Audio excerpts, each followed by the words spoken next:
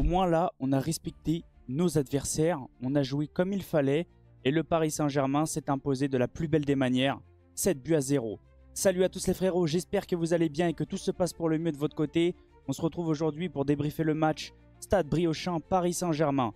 Mais avant que la vidéo commence, merci à tous ceux qui vont liker, commenter, partager et s'abonner. C'est grâce à vous que j'en suis là. Ce que le Paris Saint-Germain a fait aujourd'hui, c'est propre et c'est classe. Comme on apprend, même au plus bas niveau du football, il faut respecter son adversaire. Et le seul moyen de respecter son adversaire, c'est de jouer à fond. Le Paris Saint-Germain l'a fait aujourd'hui. Le Paris Saint-Germain s'est imposé 7-0 avec la manière. On a joué au football, il y a eu de l'envie. On a senti une équipe qui était très concernée. Les joueurs jouaient les uns pour les autres. C'était agréable et au moins, moi ça me plaît. Parce que quand on manque de respect à l'adversaire, comme contre Le Mans ou même contre Espali, oui, il y en a qui vont me dire le Paris Saint-Germain était en gestion. On n'a pas voulu forcer pour éviter les blessures. Mais il faut malgré tout pour moi respecter notre adversaire. Et là, le Paris Saint-Germain a fait très mal au Stade Briochin. Le Paris Saint-Germain a ouvert le score très tôt dans le match, à la 16e minute. Ensuite, 2-0 pour le PSG à la mi-temps. Et ensuite, après, en seconde période, ça a déroulé. Le Paris Saint-Germain était à l'aise. Désiré Doué est le nouveau Neymar. Alors oui, c'est le Stade Briochin, je suis d'accord.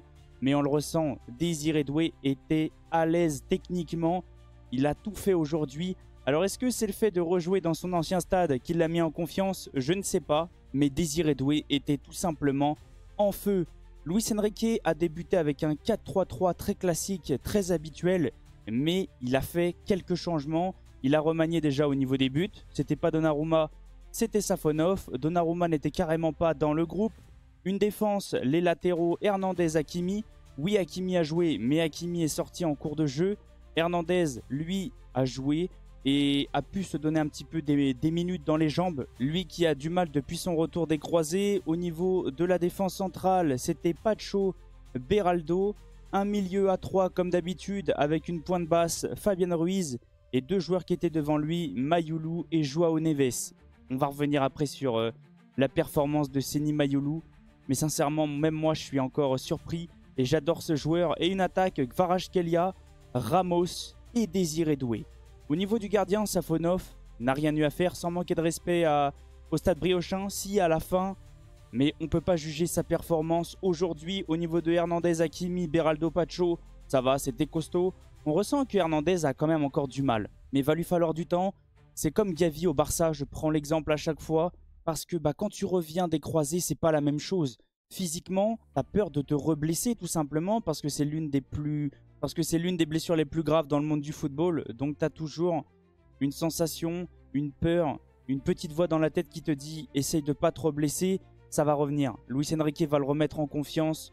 Je suis pas inquiet et au niveau de Achraf Hakimi, une nouvelle fois, très fort. Il est partout, il court partout, mais il avait besoin de repos et Luis Enrique l'a ressenti. Il l'a fait sortir très tôt dans le match. Au niveau du milieu, Fabien Ruiz, ça va. C'était plutôt intéressant, surtout en point de basse, moi j'aime bien. Techniquement, il est à l'aise, il est toujours là en train de faire des appels de balles, proposer une solution. Et moi, Fabien Ruiz, j'ai beaucoup aimé aujourd'hui.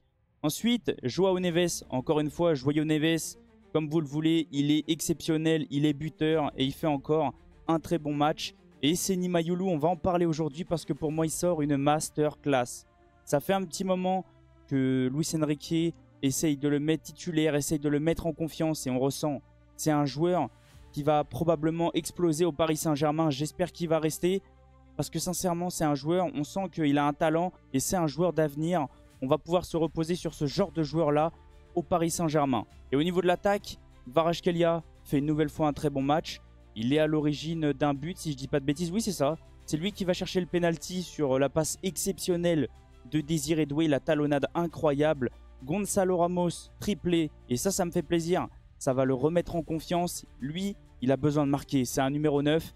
Il a besoin de se remettre en confiance avec des buts, avec des triplés, des doublés, tout ce que vous voulez. Et au niveau de Désiré Doué, lui, c'est le nouveau Neymar, tout simplement. Et moi, comme j'aime bien dire, ce n'est pas le nouveau Neymar, c'est Désiré Doué. Il faut qu'il se fasse un nom. Et pour moi, il est trop fort. Il est incroyable, on le ressent. Et moi, ce que j'ai envie de lui dire, par contre, c'est de jouer simple. Quand il joue simple, qu'il ne se prend pas la tête à faire 40 000 dribbles et qui court, qui lâche le ballon vite, appel contre appel, pressing, contrôle, tout ce que vous voulez. Désiré Doué, quand il joue simple, il est trop fort. Ensuite, Luis Enrique a fait quelques changements, il a fait reposer quelques joueurs. Presnel Kimpembe est rentré à la place de Achraf Hakimi. Ça me fait extrêmement plaisir de voir Kimpembe enchaîner. C'est très intéressant. Luis Enrique va pouvoir se reposer sur un effectif assez large malgré tout, parce qu'on peut prendre ce genre de joueurs comme des recrues. Ça fait un petit moment qu'ils ne jouaient plus et être de retour, ça va faire du bien au Paris Saint-Germain. Ensuite, Luis Enrique a fait rentrer Bradley Barcola à la place de Hernandez. Bien sûr, il a tout remanié, hein. Faut pas non plus se prendre la tête. Je vais tout aligner juste après. Et après Barcola, Luis Enrique a fait rentrer Ousmane Dembélé, R9, comme vous le voulez. Déjà, on voit qu'il a essayé de faire souffler son effectif, souffler Achraf Hakimi, faire un petit peu revenir Kimpembe, Hernandez. Il gère parfaitement bien son effectif et moi, ça me fait surkiffer.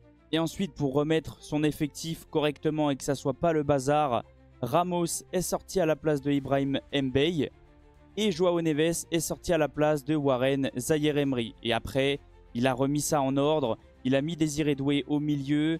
Il a mis Kimpembe dans l'axe avec Beraldo. Pacho était à gauche. Barcola était probablement à droite. On va mettre ça comme ça. Warren est repassé défenseur droit. Désiré Doué est passé dans l'axe du jeu, dans le cœur du jeu. L'équipe était à peu près comme ça. On a vu Dembélé quand même passer en numéro 9. Lui qui est maintenant le nouveau R9. Je rigole. Barcola était à droite ou même Barcola à gauche et Mbaye à droite. Voilà. Comment c'était sur la fin? C'est quand même très compliqué, 7-0. Mais moi, par contre, je vais avoir un petit mot pour cette équipe-là. Félicitations pour votre parcours. Très peu d'équipes arrivent à aller en quart de finale et surtout à regarder le Paris Saint-Germain droit dans les yeux. Il faut surtout retenir le parcours qui est incroyable et pas le 7-0. C'est pareil que Brest. C'est le même message que j'ai eu pour Brest en Ligue des Champions. Retenir le parcours de vos joueurs et ne pas retenir le 7-0 qui est pour moi horrible. Sincèrement, je suis d'accord avec vous, ça fait beaucoup. Mais au moins, vos joueurs ont regardé droit dans les yeux le Paris Saint-Germain. Au niveau des statistiques, oui, le PSG a fait mal malgré tout au Stade Briochin. En première période, on était beaucoup en gestion, mais le Stade Briochin n'a pas été une seule fois dangereux, une petite frappe. Mais sincèrement, Safonov n'a même pas bougé. 1,18 de XG contre 0,02, 11 tirs à 1. 4 tirs cadrés à 1, 2 grandes chances et on a mis nos 2 grandes chances et en seconde période on a déroulé mais le match était un tout petit peu plus ouvert vu que le Stade Briochin avait besoin de marquer et bah il y avait beaucoup d'espace et quand tu laisses beaucoup d'espace au Paris Saint-Germain, le pays cache et ça fait très mal. Le Paris Saint-Germain a eu 3 grandes chances, a mis ses 3 grandes chances et a marqué en tout en seconde période 5 buts. Faut pas non plus sous-estimer ce genre d'équipe parce que comme j'ai pas arrêté de vous dire, le football professionnel est là grâce au football amateur. Les petits clubs forment pour que les joueurs puissent aller ensuite dans les clubs pro tout simplement. C'est mon avis, vu que moi je suis aussi dans le football amateur, comme vous pouvez le voir au niveau du logo que j'ai sur moi. Je suis tout le temps sur les terrains, tous les week-ends. Et pour moi, le football pro est là tout simplement grâce au football amateur. Donc il faut mettre ce genre d'équipe-là en lumière. Et demain, je vous sortirai une vidéo, c'était pas prévu. Je vais réagir au tirage bien sûr de la Coupe de France, mais en même temps, on fera un petit point sur les quarts de finale qui ont eu lieu. Il y a eu des matchs très intéressants. Je sais que ça a plu à beaucoup de personnes que je fasse une vidéo Coupe de France et que je parle tout simplement des petits clubs. Bien sûr, moi, je prends énormément de plaisir et je fais ce genre de vidéo-là pour vous faire plaisir. En tout cas, passez une excellente soirée. Merci à tous ceux qui sont passés. N'hésitez pas à laisser le petit like et le petit commentaire, ça fait extrêmement plaisir. Et on se retrouve demain soir pour le débrief du tirage au sort. Passez une excellente soirée, on se retrouve très vite. Ciao les potes et allez Paris.